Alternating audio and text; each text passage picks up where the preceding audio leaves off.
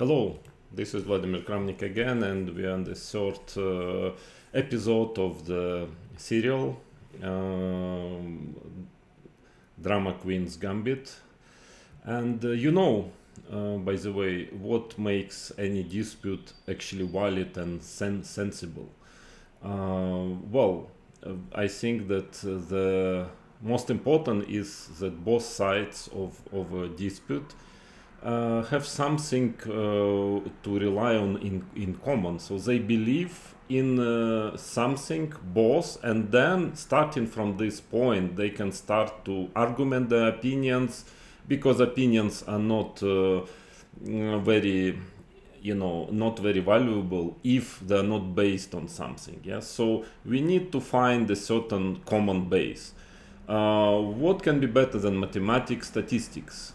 I was told in the childhood that mathematics doesn't lie, or to tell it in a more modern way, as the modern classics goes, the math speaks for itself. So let's now get to the mathematics. So let's investigate, examine seriously actually those Hikaru Nakamura's tricks.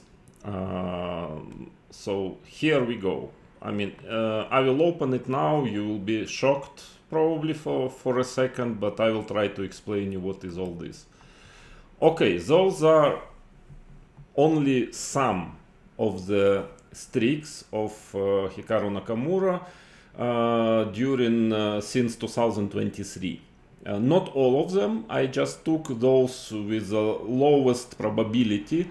There are maybe 5 or 10 more with a probability around 1-10%. Those are altogether. If you altogether, I believe the 13 here, 14, and another one I will explain you later. What is the last one? So 14 tricks since the beginning of 2023, and again 5-10 more, which are kind of, I mean, low probability but not extremely low. Those are extremely low probabilities. So we can see that this one, if you want just to count last half a year, so you can start with this one, 16th of November it started, and there are 8-9 actually together with the last one streaks only during the last half a year. So what happened with the Chess.com, what they claim to do, that they examined incredible streaks, and you will see now how incredible are those streaks. But for some reason they only spoke about this one streak, only this one. As you can see, okay, this one, which was made in November, but of course there are many more. So even this one, it depends how you count it. Of course, if you take it, okay, as I explained already in my previous video, obviously you should, just consider the time period when those streaks were done. Let's say we are taking all these streaks. So what we need to do to calculate probability, if we want to get to the right answer, I mean, that is a big question. Yeah, of course, if you don't want to get to the right answer, then you take 100,000 game or 1 million games, whatever you prefer, and then you get what you want. But if we are talking about objective mathematics, statistics, then you must take, let's say, okay, what you do, let's say you take all those tricks, maybe you add some more because there were more, and then you count how many games, all those tricks, but the last one were played with time control, 3 minutes no increment. So you need to count how many were done and how many games were played within this period of time when these tricks were done. So from starting with 9th of January 2023 and ends by actually a few days ago. That is the way to count it. I mean, that is very important. Also, of course, the position. I didn't want to put too many numbers, so I didn't mention here the average rating of each streak in each streak, but I mentioned the performance, so you can calculate out actually if you want. I just thought that it's not relevant. I mean, too many numbers, quite many anyways. But of course, I mean, I calculated it because that is the only way to get to the performance. Yeah. So let's go. So that's why, or if you want to calculate within starting from this, then you see how many games of 3-0 were played by this person, by this player. Well, up to this moment, yeah. I mean, that's kind of logical, yeah. So then you calculate probability of one streak, and then, which is a bit more difficult actually, to calculate the whole probability of making all those streaks within this period of time, yeah. I mean, to make it simple for you, let's say soccer example that. A team scored 5 goals in 20 minutes. Okay, the probability is very low of this. I mean, it's of course can happen, but still low. But or it scored the same 5 goals in, let's say, several matches. So I don't know, 500 minutes. Okay, that's very normal. Yeah. So that's why you cannot just take one streak or one example and then count it. Is it how realistic is it to have it within, I don't know, 50,000, 100,000 games, which okay, they were talking about 50, but there were no 50 because you can only count 3-0 time control. I mean, that makes no sense. I mean, if betting companies would calculate probabilities like that, that would be good for people who are doing it. I mean, they would win a lot of money, but they would go bankrupt in a week, you know, if they would calculate it in Chess.com's style. So let's do it normally. Yeah, let's do it like well, people with some mathematical knowledge, at least a bit. So okay, those are the streaks. First I will write, okay, that one, the famous one, the start of this drama was played on 16th to 17th, within 1 or 2 days. 45.5 out of 46 happened. Actually the average rating was very high. It was like 29.50. Well, first of all, of course, first how you start to check it is that first common sense starts to tell you, well, this is kind of strange. Yeah, okay, I can tell you 29.50 is more or less my rating on chess.com, plus minus a bit. Yeah. Well, am I going to score half point out of 46 against someone on this planet? I think I would score more, even with Magnus. I mean, I'm sorry, pretty much more. Of course, I'm going to lose, definitely, but half out of 46.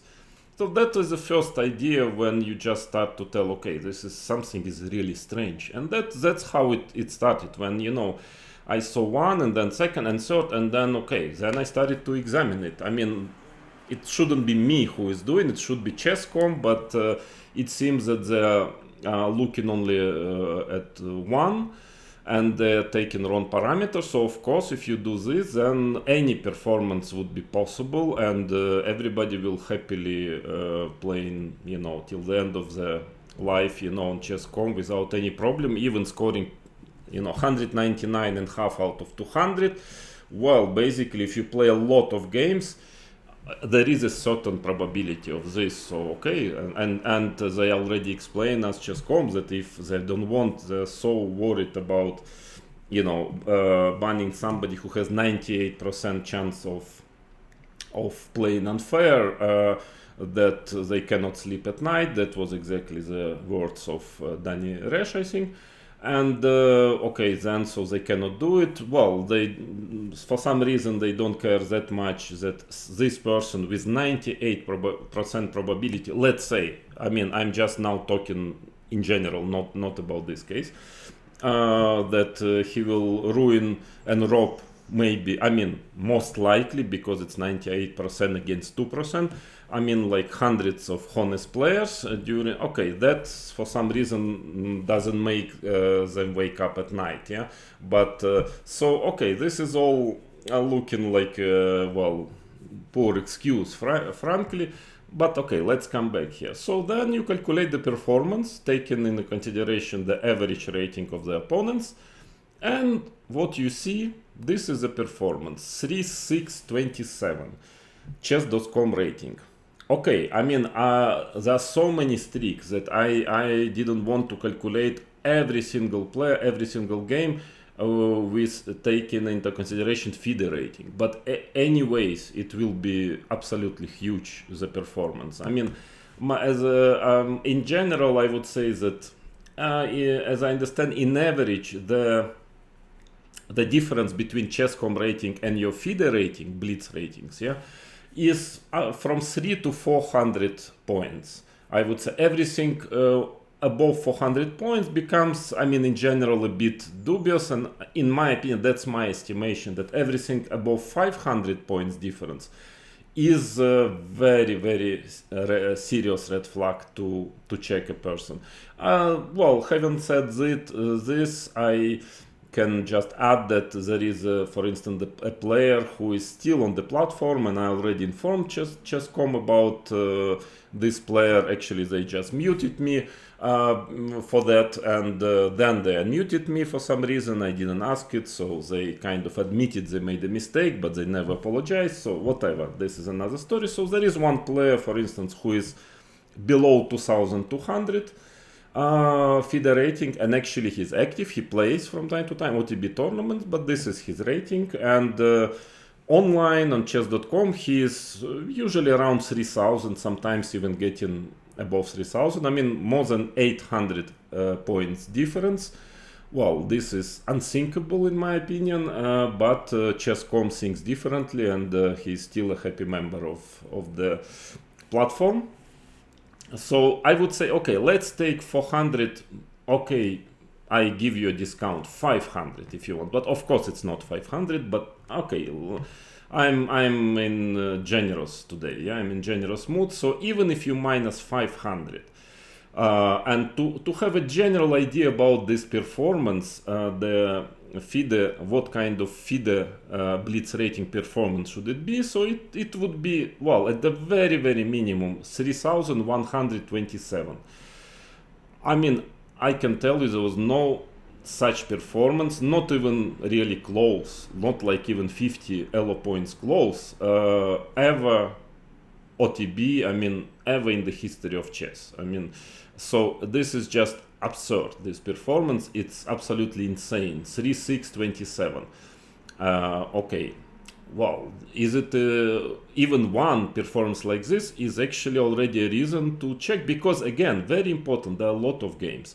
Of course, if you are talking about 5, maybe even 10 games, such anomalies maybe can happen, even though very rarely, but it can happen. But 46 games in a row, so 46 games is more than 2 actually OTB World Championships. So, and you make a performance which is, well, nobody ever was even close to make. I don't think that in any World Championship somebody ever made more than 3000. And this is 3627. So, okay, let's say in FIDE, I would say normally it's about 3200 at least, yeah, the performance. But I mean, okay, how is it possible? So then we come to the probability. That is actually it's not an easy thing to calculate it very precisely, because there are different variations how you do it. That's why I didn't want to publish immediately my calculations, because well, I already understand the strategy of chess.com is not to publish any number, any serious number, and then if I publish something, then they would start to discuss it. Okay, this is not the way to do it, I can do it other ways, and you will get a lot of mathematicians immediately who would immediately post there researches, and okay, I mean, I'm not going to get tricked like this. Sorry, I want them to give at least some number. I want them to tell me what exactly, how exactly you want to calculate it, because there are a few ways. And okay, just like, okay, I give you a choice. Okay, please choose exactly. Tell me how do you calculate it, if you are afraid to give a number, and then we will speak.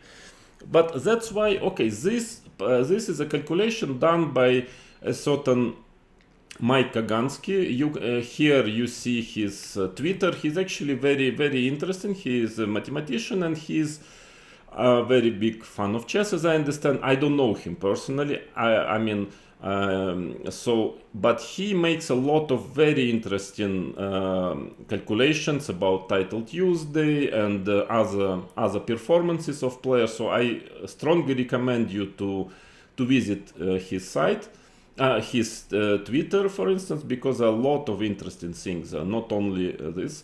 And okay, he is also explaining his methodics about how does he calculate probability, different probabilities. And it's I can just tell you that I have a team. I mean, I never work with him. I don't even know. I think he's from Ukraine, but maybe he lives somewhere else now. I have no idea.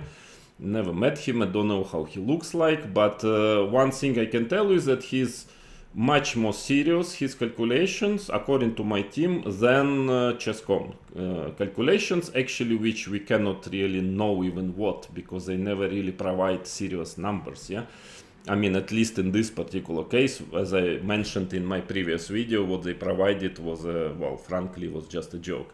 So he calculated also many streaks, and all those streaks, the probability, it is his probability, his calculations, and I can just tell you that mine are a bit different, because actually he's calculating with a ELO system, but Chess.com uses actually Glico system. Well, yes, I mean, the difference is not huge. The problem, the Glico system doesn't, there is no clear definition on internet of probabilities of win and so on. So my team, we had to make a very, very serious work to calculate it out via different parameters. I mean, unfortunately, okay, if feed the ELO system you can find on internet, simply, you know, you can check everything. With Glico, at least we couldn't find, so that's why I didn't want to publish it, because I know immediately they would start to contest it, not because it's wrong, just because they want to contest it. Yeah, but the numbers, our numbers, were quite similar. So I would say that this is I mean, those numbers are close to truth according to my people of my team, but anyways, and I mentioned already many times, that once Chess.com will publish something, for instance on this, publish their numbers, I will immediately publish mine. But before that, I know this trick, this PR trick. No, sorry, I mean, I'm not going to fall into it. I know already how many those PhD mathematicians, so-called, they immediately jump on everything and start to make some, I'm sorry, quite often ridiculous statements, tests, I mean, pretending that this is all fake. No, I want them to hold responsibility for what they say with numbers, and immediately I would do the same. I mean, this is concerning probabilities. Everything else is completely provable, but even this, okay. So let's see, the probability of this trick according to Mike Kagansky is 0.034%. So as I understand, well, it's yeah, less than 1 in 1,000, yeah, chance of this happens. Of course, it considers Hikaru's strengths of his opponents, amount of games played, and all. I mean, everything is considered there. So it's not like just a random number, yeah. But okay, maybe they can contest it. It doesn't seem like 0.034% is something which you can call not only possible, but in fact very likely to me. But okay. If you calculate it correctly, not like Chess.com was doing it. But then let's see other streaks. Even if you Okay, even if you don't know mathematics, you don't want to go into it, it's too complicated, just use your bit of knowledge of chess, if you want intuition, if you want. How come you can have such incredible streaks, so many? I mean, that is a question. I want Chess.com to explain it to us, to all concurrents, to all players. I mean, if it's all fine somehow, but they need to prove it, not just on words. We did it, some mysterious mathematicians and statisticians, and it's okay. No, sorry. It's just, for any chess player who even knows a little about chess, and I know a bit more than little. This is just, sorry, it's too much. It's just crazy. I've never seen anything like that. So let's go. First trick, 27 out of 27. Performance, I mean 35, 60 plus. Why plus? Because you cannot calculate performance when the person made 100%.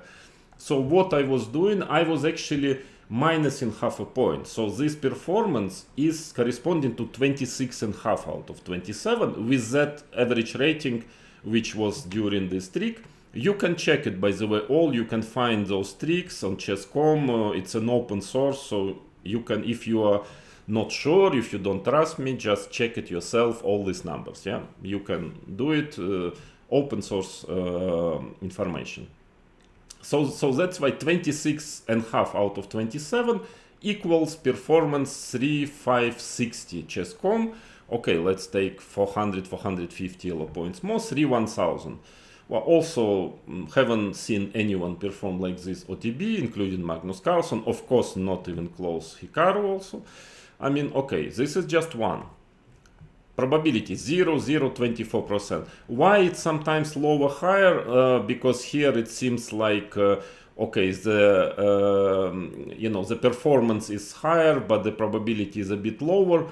This is, I guess, it's connected with rating, which is changing, yeah, because Hikaru had a lower rating at that time. Then, because of these tricks, mainly he gained higher rating, so the probability became a bit higher. Yeah, it's mathematics. That's why here, even though performance is lower, but probability is actually even lower than here with a higher performance, because here his rating is higher. I guess this is the explanation. So then the next one comes. Okay, there was some more, but I just was tired to type it, frankly. Just too many. So the next, the most memorable one, 46.5 out of 47. Okay, here of course it seems like it's more, but actually the average rating was a bit lower, but still what it makes it 3.5, 3.8. So all those games are in a row. That is very important. I mean, 47 games in a row you play on the level of 3.5, 3.8. How come then you are not 3.5, 3.8? Because 46 or 47 is a lot. It's like in general 50 Elmas games. It means your level. It is your level. So you cannot be much worse than 35, 38 if you show it in such a long streak of games. By the way, they tell, okay, it's always, some kind of ideas that it's farming. I will come back to it later. I will explain why it's all very vague and actually quite often doesn't make sense, simply this. Also the idea of tilting, which is also, actually I will logically explain you why this is all very suspicious, the whole idea of it. But we'll come to it later. So the next one, very soon now it starts to go like, one after another.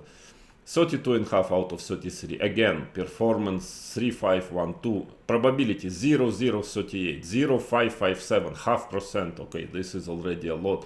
Next one is just, it's just nothing, yeah, compared to this. Even though for any player, probability 0.1%, a bit less. So actually, to say it in other words, the probability of this not to happen, in this contest of this rating of opponents, also amount of games played, so the probability of this to never happen is more than 99.9%. Well, okay, that is it. But here performance 3.412. Okay, then the next one, 31 out of 31, 3.502 plus. So in fact more than 3502, because 3502 is 30.5 out of 31.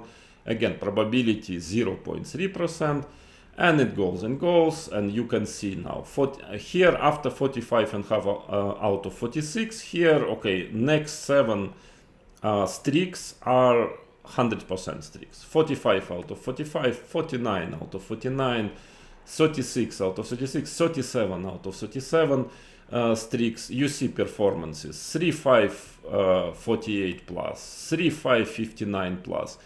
Even with extremely high rating, which Hikaru had already at this moment, like above 3.3, I mean, which is extremely high, still the probability, for instance, of the streak 34 out of 34, which means he had a quite high average rating, is 0.23%. So extremely low, even with a very high rating. And of course, if you are higher rated, mathematically, you are more likely to perform it. So, I mean, and then 37 out of 37, 0.6%. And of course, basically, you need then to calculate the probability of all those strikes happening together, which is, roughly, very roughly, as I understand. Of course, it's very general because it's more complicated than this, but you have to multiply all these numbers, and of course, multiplying 0.2 to 0.02, I mean, you get lower and lower number, yeah? So I don't know, I don't want to tell you the exact probability of those numbers, but it's clear that it's, there is more than 1 0 after the dot, before percent. And so this is like, I mean, okay, you can see how many of those performances. I mean, you can calculate all the amount of games. I mean, if you want to go further, and I invite any mathematician just having the statistics, and by the way, this is the statistics I gave also to Mr. Queller, after which he never contacted me again, at least so far. I also invite him and any other mathematician just to tell me what would be his calculations, and I'm very, open. I want it to be published, the best possible mathematician. Maybe there is something wrong in this calculation of probabilities. Everything else is very correct. It's according to formula, open source and mathematics. Probabilities is something a bit more difficult to calculate, but still I can assure you probability is extremely low of all this happening, even for a player like Nakamura, even for a player like Magnus Carlsen, even for Robert James Fischer, if at his best. It's extremely low.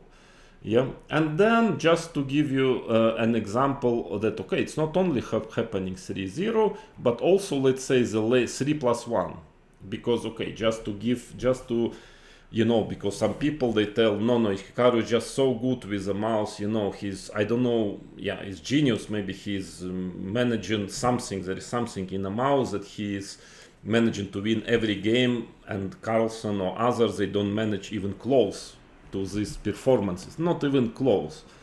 I mean, at least in such amount of streaks and games. I mean, this is nobody, I mean, Magnus Carlsen is just a boy compared to all this.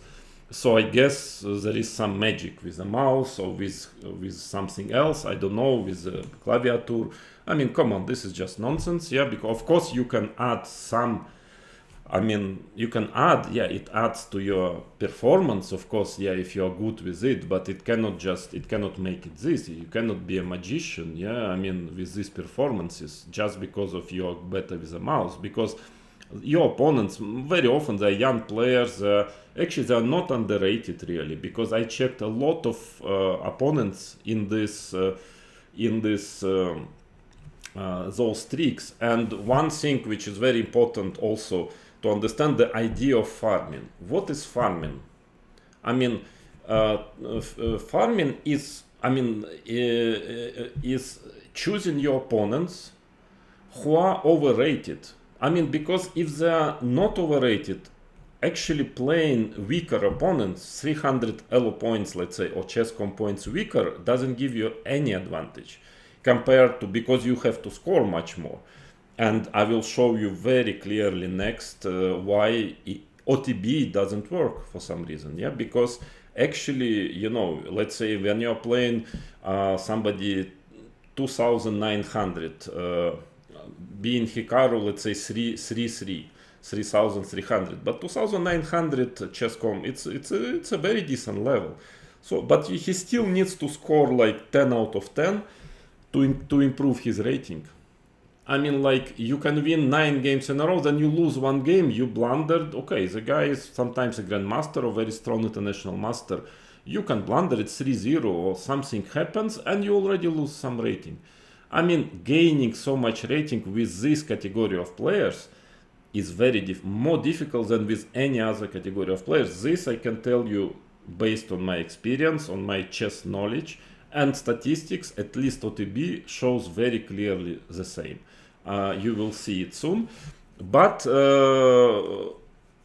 I mean, so that is the reason why this farming makes sense to play. I mean, only if player, let's say you've chosen somebody who is 2900, but in fact he is much lower. He is, well, barely 2500 Chess.com rating. Well, first of all, most of them, of these guys who are opponents of Hikaru, weren't. But if there are, that's why what I'm telling, you have to investigate very seriously this, and it can only happen, in my opinion. I mean, I don't see any other way to happen. I mean, if everything is fair from the side of a player, that the opponents are hugely overrated, which means probably that they gain this rating by some, unfair methods. Then they have to be examined and maybe banned or something. But I mean, just like this thing, look at these numbers. This cannot really happen. I mean, it's almost impossible, I mean, I just say almost just, because, anything, maybe I will go out now to the street and meet a dinosaur. I don't know, you never know. Yeah, but I mean, basically it is impossible if everybody in here plays fair. It is not realistic. So, and if there is one person from one side, or there should be more than one, definitely more than one on the other side, then something has to be done. I'm not happy. I will never accept that these unrealistic results are not punished at all. I mean, as if it didn't happen. No, it happened. No, it's not realistic. I'm sorry. There must be some consequences for somebody, here. So, so about farming, what does it mean finally? So if these players are not really overrated, and in fact I checked all of them, all. Okay, some are a bit overrated, like 50 up to 100 points. I mean, later they went down, let's say they were 2900, they went down to 2800. Okay, some actually went up, even since they played. Most of them stayed more or less on the same with the same rating. So there is no sign of like huge farming in the full sense of it. Otherwise, okay, you can choose your opponents. Everybody can choose his opponents. Yeah. So, and there is absolutely no advantage choosing somebody 300 elo points lower than 100 elo points higher, because you need to score much less than. And you will see OTB now. Okay, I will show you. So this farming idea is just a myth. I mean, it's like PR kind of agenda, which is, thrown to the masses, because most of people who follow, okay, they don't know that much about chess, so they believe this is something very important. Not really. I mean, not really. Then the second, by the way, tilting. Yeah, everybody said no, but there is this tilting happening. So, which means, what means tilting is when a player, okay, like starts to lost 3-4 games and loses confidence and start to lose a lot of other games. And that is why, okay, so Hikaru has 10 game streak, even 15, 16 game streaks. Well, but this is actually mathematically not correct, because mathematically there are much more actually matches, streaks, when after, let's say, losing 4 games, people come back and score in the game 5, game 6, in fact. So this concept, okay, it's very, there is a certain cognitive bias, because we all remember this very well, because let's say we know, yeah, then you start to lose, you start to feel not so cool, you play a bit worse. That is true, but is it not happening when you start to win, like you win 6 games in a row?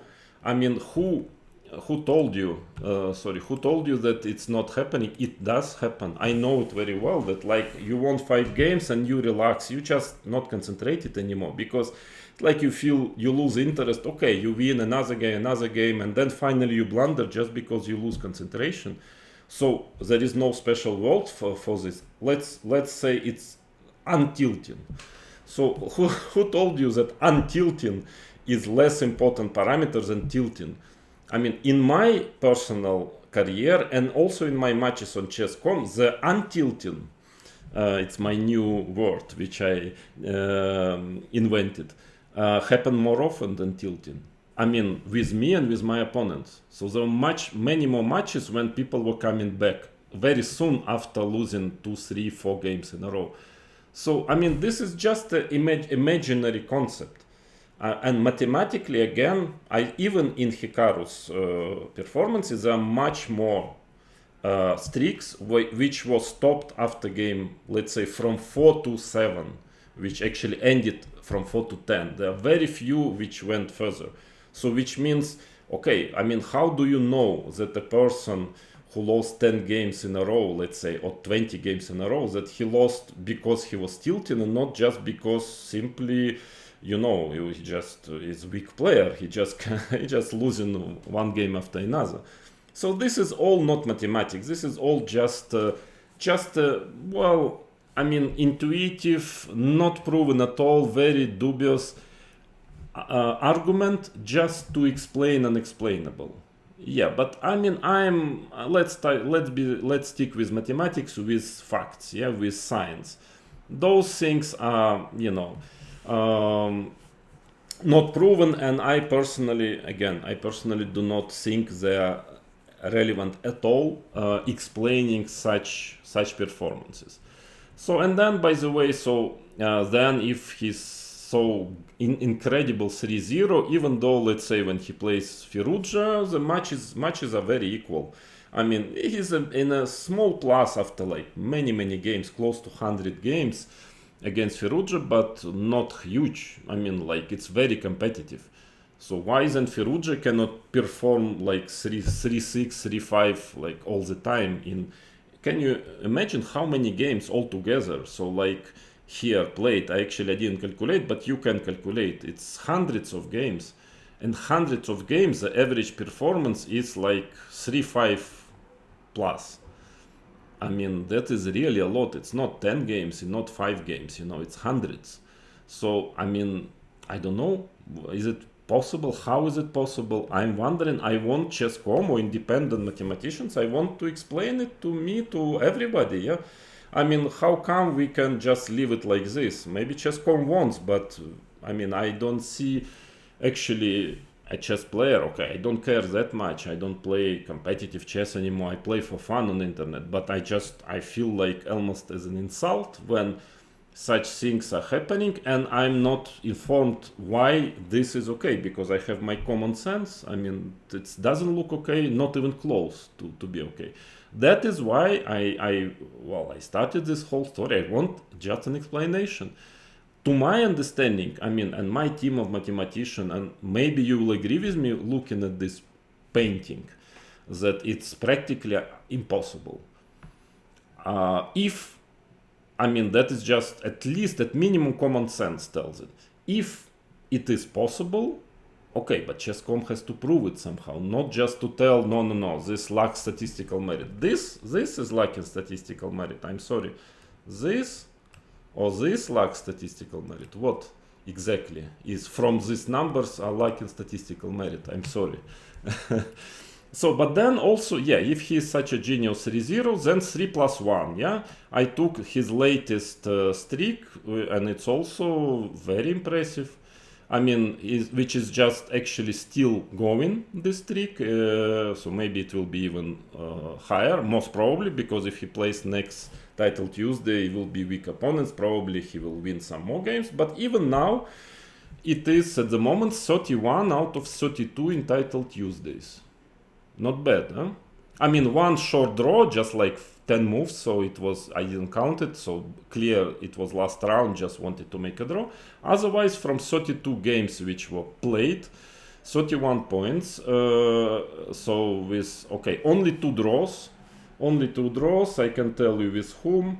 I think, sorry, actually this one finished already, because then he made another draw somewhere, but still it's going on. I think now it's 34 out of 37 or something, but still extremely high without losses.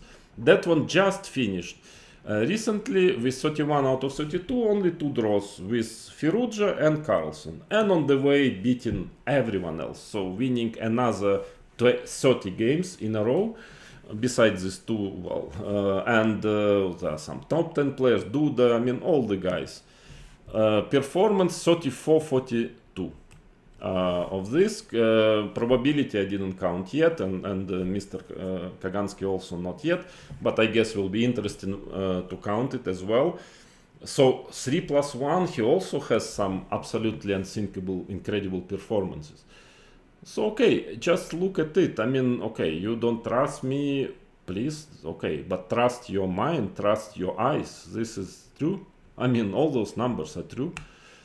Performances are true, you know, all the streaks, 151 out of 51, 49 out of 49, etc., etc. This is all true, it happened. So, I mean, think on your own what is possible, and maybe you can make your own conclusion. I mean, if I'm crazy, salty old man, or I just want an explanation of all this, yeah?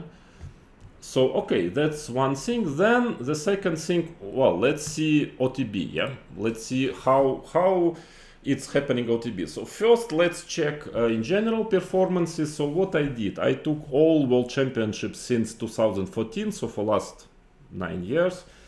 I mean, not everybody played in every, but okay, it's quite a serious, let's say, amount of events. So I took several people. I checked Hikaru, everybody who was already at that time strong at 2014. So that's why I didn't take, let's say, Firouzja. First of all, he played less. Secondly, he just was raising at that time. Yeah. So I mean, already. So whom I took? I examined Hikaru Nakamura, Magnus Carlsen, Grishuk, MVL, and me just because I was interested about it, nothing more. Yeah. Than that. Actually, I played only 2 events, so it's not that relevant in the sense of comparing, yeah? But still, just was interesting. So let's go. Let's see. First of all, let's see this farming idea that, of course, yeah, everybody, I mean, Hikaru and Chess.com is promoting this idea that actually when you play a lower rated opponents, then that is the way to gain rating. There you really win rating and raise, to 3,400 on Chess.com. Not proved by in OTB, not even close. Actually, other way around. As I felt, I knew intuitively like this, and then when I check, suddenly you see a totally different picture. So first, let's check this. Hikaru's performances in over the board World Blitz Championships. I think he played since 2014. I think he played 6 or something like that. Not that many actually. Grishuk and MVL and Magnus, they played more. So I shared all his games, yeah, everything on, just in case, 3 different groups. So first group 2,400, 2,600 FIDE rating. So this exactly actually corresponds to the level of opponents he had during these streaks. Okay, of course there was 3-0, here is 3+2, but still it is very, okay, just the level of opponents, yeah, is similar. And because most of the streaks he made, if not all, were actually in between of average rating was somewhere in between of 2,800 Chess.com rating and 3,000 Chess.com rating. So exactly as you see, 2.426 is more or less this. And you see that actually he has the worst performance of all groups, of all 3 groups. The third group is 2,600, 2,700. so a strong grandmaster but not very top, and the third group, 2-7 plus group, so a very top already, all these blitz ratings, so very top players. All of course ratings are according, I mean, on the day of when the game was played, yeah, so the actual ratings.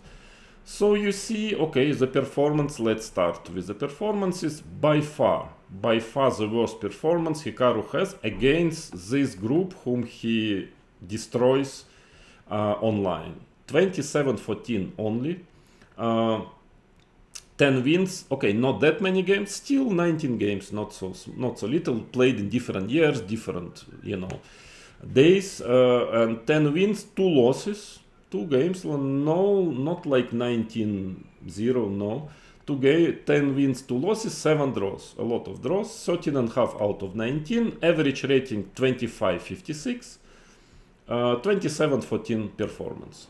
Then he is doing the best against the group, the strong grandmaster, 2-6 to 700 FIDE rating, so much better result, much better performance. So 32 wins, 4 losses, 11 draws, 37.5 out of 47, actually very, very strong performance. 26-56 average rating, so you see performance already 28-96, so like almost 200 elo points higher than against this group, which we are supposed to believe is the group to gain rating. Well, I don't see it, and you will see with other players also it's the same story. Actually, I know, and if I was caring about my rating on Chess.com and I wanted to improve it, the last thing I would do is would play against players who are 300-400 rating lower than me. Actually, in my title Tuesdays, this is a group where I'm losing most of rating, actually. So, okay, 28.96, his current rating is 28.74. So you see here, he is actually, against this group, he exactly plays on his rating. I mean, more or less, so he's a very strong player, of course, and so on, but actually he's losing everything against those players. And he's not the only one, by the way. So, okay, and then the third group, 27 plus players, so average 27.54, so you see it's very normal, somewhere in between of 27-28, here in between of 26-27, here because there are very few players which are below 2.5, so it's also in between, very logical, yeah, 25.56. So here his performance is 28.56. Well, very, very strong, of course, very much, I mean, his level. So altogether, finally, performance of all his World Championship Blitz since 2014 is 28.49, a bit lower than his actual FIDE rating. Well, not 3,100, not 3,200, yeah, a little lower, 28.49. Okay, yeah, that is the statistics. So we see that OTB, of course, is very strong. It has been most difficulties, the conclusion, against these players whom he crushes like chicken, online. But in general, he has very strong performance. Of course, he's a very strong blitz player. But then let's see Magnus. And then you see the difference. I mean, overall, first of all, Hikaru, he always was, I mean, I think almost all, if not all tournaments he played well, but he never won it. I think Magnus won several times, I think 5 times, if I'm not mistaken. So that already makes a big difference. And then you see the numbers also, significant difference, yeah. So for some reason over the board, well, you see who is number 1, who is number 2. Yeah, this is pretty clear. So much more tournaments, but still much higher. So well, Magnus is practically the only one who is doing well. Still not the best performance, but very strong performance against this group 24-26. So you see 20 wins, one loss, 3 draws only. So 21.5 out of 24. But because the average rating is lower, I mean, then of course in other groups, then his performance is 29-24, very high. I mean, incredible performance, but he has even better than that. Actually, he's experiencing problems with players 2700 plus. but against the first two groups, he's just crushing them incredibly strongly. Yeah. So another group 2600, 2700. I mean, here performance is just absolutely amazing because those are strong players, those are strong chess players. I mean, grandmasters, 26 plus grandmasters, and he's 49 wins, 3 losses, 13 draws. I mean, plus 46. Amazing. I mean, with average 26.54.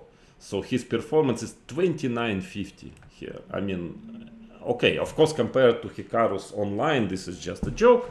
I understand. I mean, for Hikaru, anything less than 3000 is already a failure, yeah? But 29.50 objectively, it's just insane. It's so strong, yeah? And then against group 27 plus, okay, it's not so easy already for Magnus. He won 42 games, 15 losses, a lot of losses, yeah? I mean, these people are serious, 27 plus. And 27.44 average, 28.53 performance. Of course, extremely high anyway, more or less like Hikaru is doing against this group. So if I think Hikaru has 28.60 something, a bit, well, more or less the same, a bit higher. But compared to other two, of course, it's his weakest point. And average overall performance out of all those games, I think it's, if I remember correctly, around 200 games or something, yeah. So it's 2009, I mean 29, exactly 2900. So let's check Hikaru. Was it? Where was Hikaru? 2849.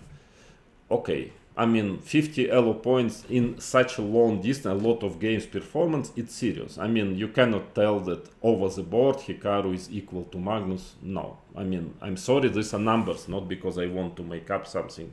It's very obvious who is stronger, yeah? So, okay, then let's check me. This is just for fun. I mean, because I played 2 tournaments. I mean, no, it's Magnus. I wish it was me, but it's not. The statistics. But actually I played well. Actually both times I played, I was third. Yeah, I took third place. And in fact, why I'm showing you just to show you that actually what Hikaru is showing OTB is excellent, is very strong, but it's not something unthinkable. I mean, there is no indication of a huge gap between him and let's say other players. I mean, clearly there is indication of a considerable gap between Magnus and Hikaru, but between Hikaru and other players, the gap is already not that huge. I mean, I played it when I was still professionally playing chess. I mean, I played 2015, 2019. But okay, I showed decent performance. Again, oh, what a surprise. The worst performance, which is although still strong, against the same group, against the weakest group. So, I mean, 8 out of 10, 25.72 average, 28.12. Very good, especially for me, performance. I mean, at that time when I played this, I would say 2770 rating, I mean, close to 2800.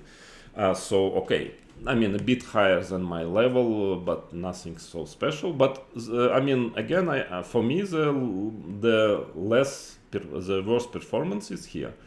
Then group 26-2700, okay, I have 12.5 out of 13, 28.30, for me, of course, also excellent performance. But actually, for me, the best is group 2700 plus. I have, I mean, okay, not enough game. Of course, if I would have played much more games, probably it would definitely go down at least a bit. But at least here, 15 games, 9.5 plus 4 against 27.66 average and performance 28.61. Here, by the way, almost equal weight, maybe even higher than Magnus and Hikaru. Let's see, 20, yeah, higher than Magnus. Hikaru? Hikaru is a little higher, just few points. Okay, no, I'm higher. No, 28. I have the best performance. Very good. Only in 2 tournaments, of course. I mean, you cannot really compare. I'm more kidding. But still, you see that my overall performance 28.37. Still, it's 42 games. Yeah. I mean, I was never considered to be like top 3 blitz player in the world. I was top 10 stably, but not top 3. 28.37. Okay, Hikaru 28.49. Very comparable. Not like there is a huge gap. Yeah. And then let's go next. Let's go. It's mine. MVL. Maxim Vachier-Lagrave. Actually, he doesn't have a very high performance because he played a lot of games, and but still, I mean, you see again. Okay, here he is performing better against the first group than the second group, but the best is for him also 2700 plus players. So again, there is no indication that for some reason with these players you gain a lot of rating. No, I mean his average is 2784. Of course, mine would go down to something like this at minimum if I would have played so much. I mean, that's clear. But anyways, yeah, much below Hikaru, even though he played more. But yeah, so he has exactly the same situation. I mean, it's not the best, it's second best. He is really experiencing problems here already with 26, 27 players, but he's doing well against this main group. So, okay, this is MVL, who actually won one Blitz World Championship. And another Grishuk I took because he also playing a lot. He played a lot of games. He won 3 World Championships, so very established, very strong Blitz player. So he's actually, yeah, he has a problem. In fact, his performance would have been pretty high.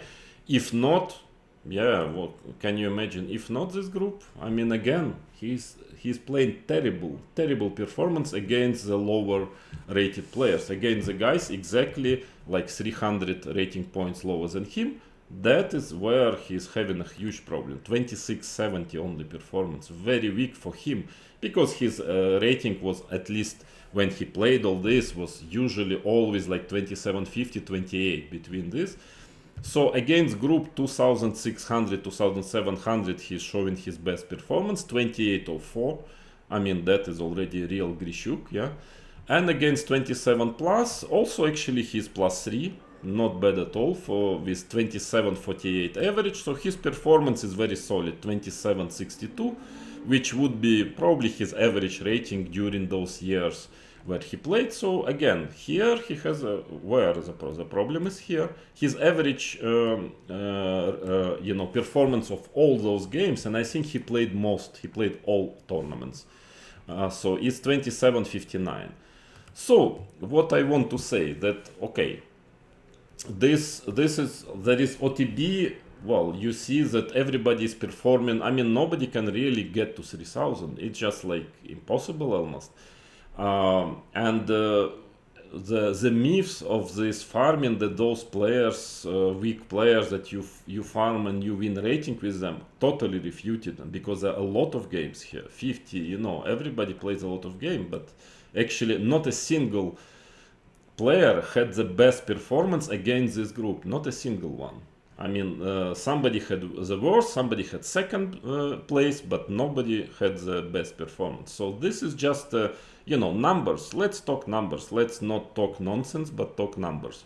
These are the numbers. It clearly shows that for some reason OTB, it's difficult actually not to lose rating against those players. But when you start to play online, then everything is changing. Yeah, then for some reason it's becoming the best, the best way to get to 4000 rating or whatever. And the last thing I wanted to present you here is also what is very important is actually the stability of play, because the higher your rating, how higher is your level, more stable you are. I mean, it is really, when you're a player of extremely high level, like top 10, top 5, normally you keep it, I mean, you don't go down too far. I mean, and it's very difficult to have some crazy performances just because you're already extremely high rating and you play very strong opponents, yeah. So that's why it's like normally it should be, and it is over the board. I mean, tournaments, it should be more or less, like, okay, going like this, but not like this, yeah. Because on this level, on the lower levels, it's more, maybe there are more chances, but on this level it is normally the case. Yes, so very rarely you see huge gaps of performances. I mean, here, okay, even though a lot of games, but still the difference between, okay, the best is 100 points, 130. It's quite something. But still, yeah, I mean, most of the time the difference is lower. Yeah, there is no such a huge difference. Let's see, even Hikaru himself. Yeah, this is Grishuk. 1 second, where is our Hikaru? Here, 27-14. So again, he has problem with weaker players, but here it's very, very even and more or less according to his rating. I mean, at least going up, yeah. Down, maybe more chances, but you know, it's not like somebody has 27, then 26, and then suddenly 3000. That is not happening. I mean, you can have this is clearly more or less average level of Hikaru, also because there are much more games, so 100 games, 99, yeah. So this is the average level, but okay, he's having a problem. 19 games, maybe if he would play more, he would get to 28, 50 maybe, but not 3-1. I'm sorry, no, for sure not. So that is the point. But you see that nobody has like one parameter. Here again, here is a bit lower, but two are very similar. So not a one parameter which starts to go here. It's very, very similar, yeah. But online, everything seems to change. Online, there are a lot of different things, and I want to present you at the end also this. Okay, this is there are some very strange anomalies which I found. Also here, it's already about Title Tuesday, so 3+1. Now, let's say 3-0. We already know that Hikaru is best ever and who lived and who will ever live probably, yeah, on the planet in chess 3-0. But now let's talk about 3+1, yeah. But 3+1 things are strange. First of all, Hikaru is by far most successful player in Title Tuesday after Magnus Carlsen. Definitely, I mean, like he's very close to Magnus by percentage of results, yeah. But like, you know, way ahead of everyone else, and Titles Tuesday 3+1. So, but at the same time, what I find, okay, those are all questions which I would like to ask Chess.com, independent people. Okay, please explain me. It's like there are too many inconsistent, there are too many, you know, big statistical anomalies. Yeah, for example. Okay, I checked. Well, he must be, if he's performing so good, he must be much stronger. He must be doing much better than any other top player. I excluded Magnus here because let's say Magnus is number one or some. Okay, let's not even take him. Let's just take.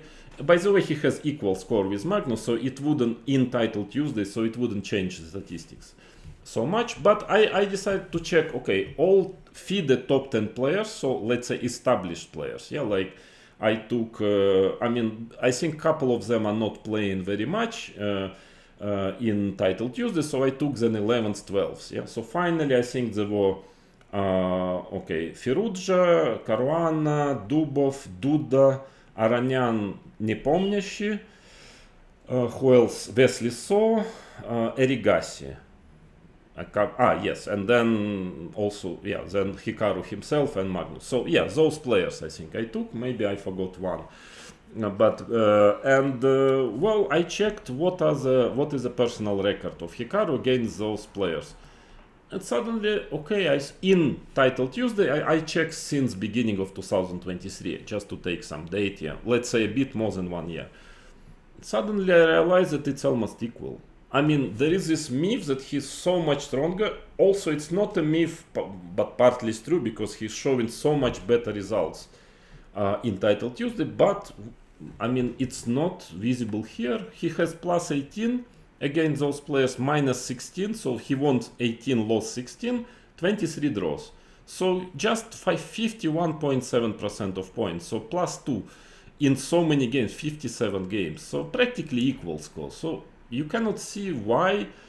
I mean, it's not really much better, yeah, according to personal encounters. So average rating of his opposition is 27.86 FIDE, yeah, FIDE rating, because we are, since I took FIDE, why I took FIDE 10 players, because I established, because we all know them, we know that they're very strong, yeah, both actually online and offline. So that's why it's like reassuring, yeah, that these are real guys. performance 2800, actually much below his OTB level. So this myth is totally destroyed that he is online player, but actually he's performing against strong opposition much worse online than OTB. How can it be possible? Why he's amazing online? I mean, winning title Tuesdays like, you know, one after another, but actually he's performing much worse against those players, the best players. Yeah, strange. Okay, let's say well, they say he's supposed to be the one who knows how to play with a weaker player, who beat them crazily online. But okay, first of all, he doesn't do it OTB at all. Actually, I mean, if we can tell something about his performances OTB against those players, you can say that this is the only group he doesn't know what to do with. Yeah, because with everyone else he's playing very well. Here, for some reason, it is the opposite. So, and I don't know. I mean, if somebody could explain me this concept that you're just beating everyone who is a bit weaker, but all of a sudden you are not beating players who are stronger, and those who are stronger, they are not showing even close to performances against those players. I mean, why? Because if you are strong, you are strong. You are like, you know, you are more or less, you know, stronger with each group. So why there is a one special group where you are just a god, and with other groups, okay, you just like anyone else. It doesn't make sense. Doesn't happen usually like this. So I mean, I'm wondering. I'm asking. I don't know the answer. I'm asking a question. Why it's happening? And then you see again the recent streak. I mean, this streak actually is still continuing.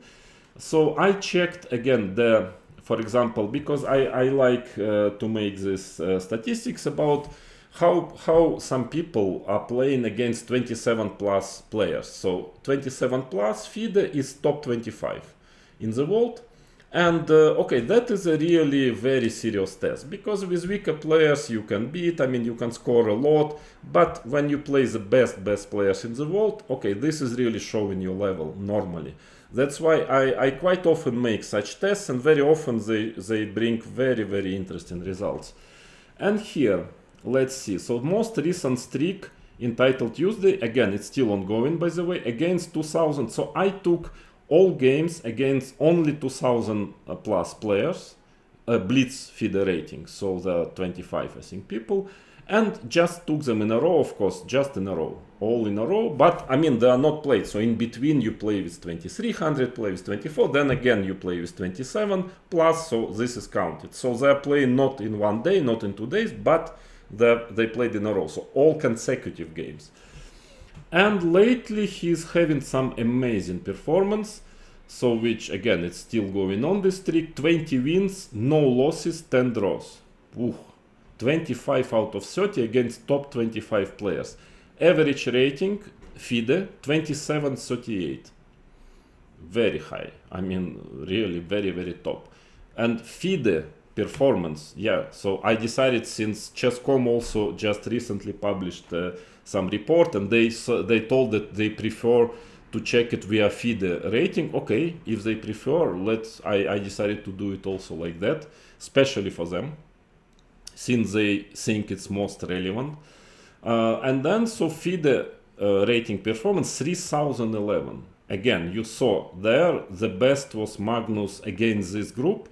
The best performance was Hikaru and Magnus. They were like, what, they were 2860 or something, yeah, and that was like extremely high against this group, because it's very strong players. It's exactly the same group. It was 2700 plus FIDE.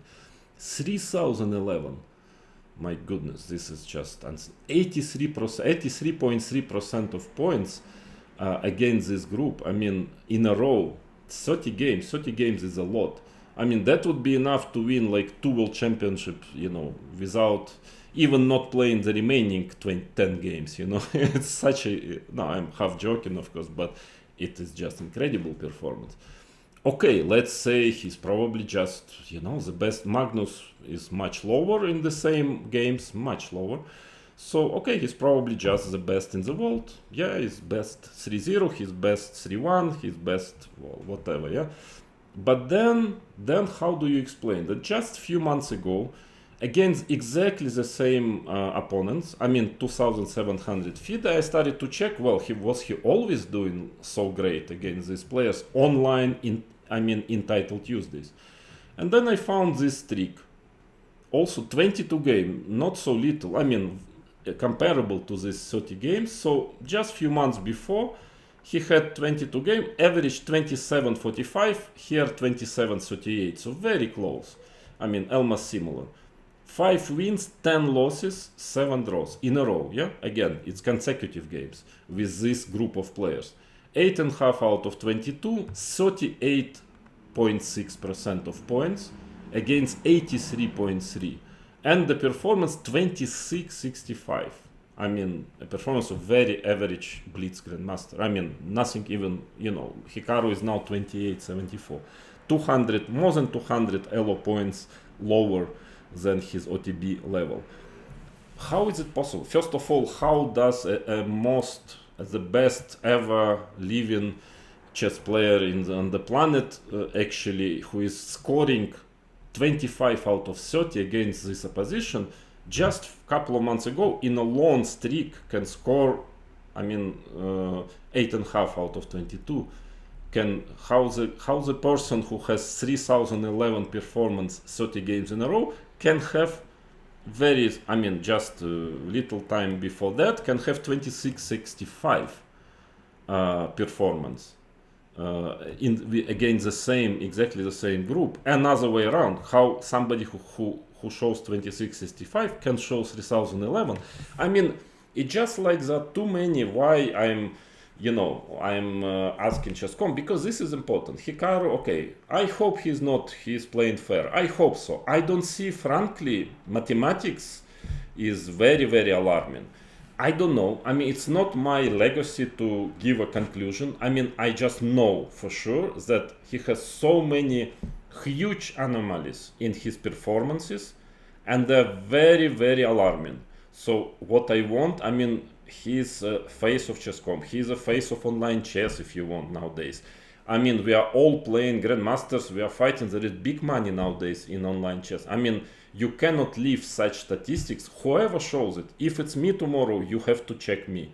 If it's Magnus, you have to check Magnus. I mean, it's just too much. Yeah, it's simply over any reasonable deviation. Yeah, the probabilities, again, you see, okay, you can maybe discuss these probabilities, but you see this, you see performances, you see the streaks, and how many of them, of those. So please, I'm sorry, think about it, and maybe you can also, if you find it not very regular, those things, maybe you can start to really demand Chess.com that they have to publish something more serious than just not only possible but likely. And that is my point, and I wanted to inform you. And it was a long one, maybe difficult, too many numbers, but I believe that you get much better my point, and you understand better why am I fighting. It's not funny for me, it's not giving me any pleasure, but I just don't want to leave it like this. Because it's clear that as Magnus Carlsen recently said, by the way, that cheating is an existential problem for chess in general, in future, and I fully agree with him, maybe already now. So if it's a problem, we have to do something about it. We have to take serious measures. Maybe there is no cheating here, maybe, I don't know, but you cannot ignore it. Ignoring it means actually not taking care at all about it. That's my opinion, and I'm going to continue revealing. I have many more in the pipeline. I'm going to, many more statistics. So it's not only Hikaru, of course, just that Hikaru statistics is the most incredible, but there are some other players also, and I'm going to show you slowly, step by step, also other cases. Thank you for your attention.